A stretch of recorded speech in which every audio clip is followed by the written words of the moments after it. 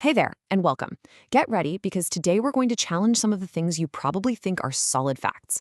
What if I told you that a lot of what you just know to be true is actually plain wrong? Let's dive in. Okay, first up, a classic. We've all seen it in the cartoons, right? The incredible camel, trekking through the desert with its own personal water tower right on its back. That giant hump has to be full of water. Yeah, nope, not even a little bit. A camel's hump isn't a water tank. It's a massive energy reserve. We're talking up to 80 pounds of pure fat. It's basically a giant built-in power bar for those long trips when there's nothing to eat. All right, from the desert to the deep blue sea. Think of every shark movie you've ever seen. One tiny drop of blood hits the water, and bam, suddenly every shark in the vicinity is heading your way, right? They can smell it from miles away, right? Well, that is a massive exaggeration. Look, a shark's sense of smell is incredible, no doubt, but the whole miles away thing, not so much.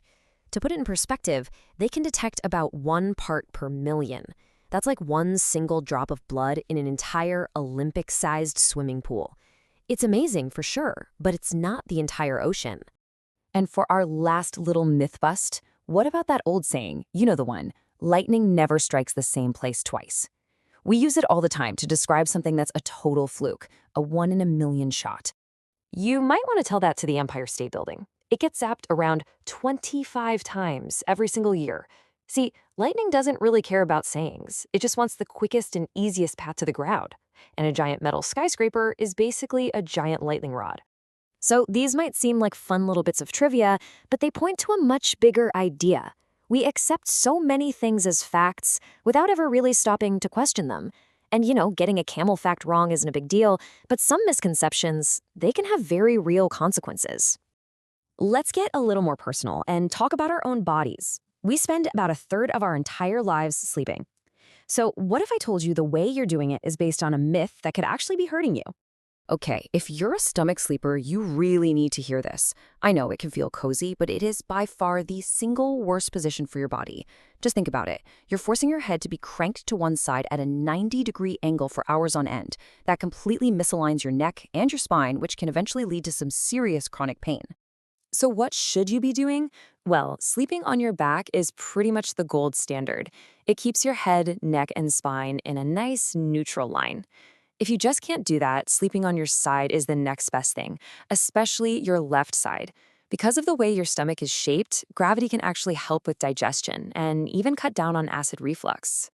All right, let's move from our physical health to our mental health. This is an area where misconceptions are everywhere, and unlike a bad sleeping position, they can create real-world stigma that actually stops people from seeking the help they need. So many people think depression is just being really, really sad. But for a lot of people who live with it, it's not about feeling sad.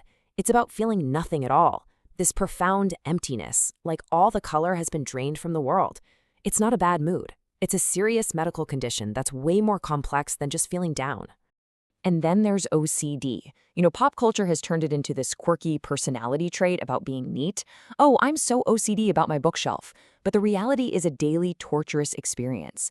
It's a terrifying loop of intrusive thoughts, the obsessions that cause massive anxiety, followed by irrational rituals, the compulsions that the person feels they have to perform to prevent something terrible from happening.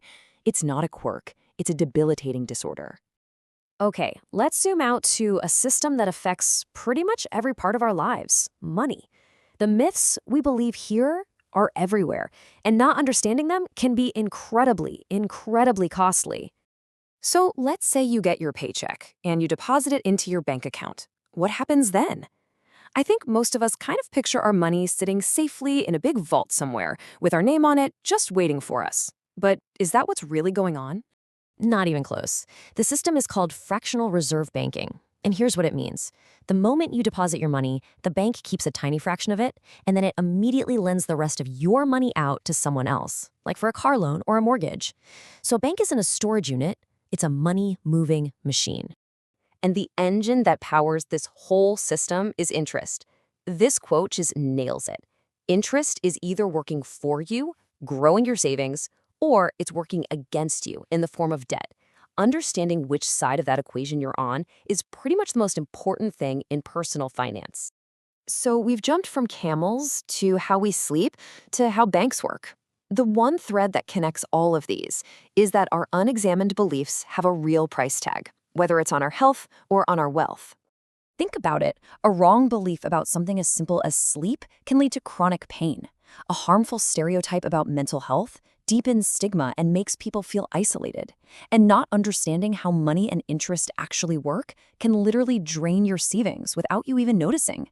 Being informed isn't just about being smart, it's about protecting yourself. So I'll just leave you with this question. What's one fact that you've always believed that you've just never ever stopped to actually question? The world is absolutely full of these myths. So don't be afraid to be the person who asks, wait a second, is that really true? Thanks so much.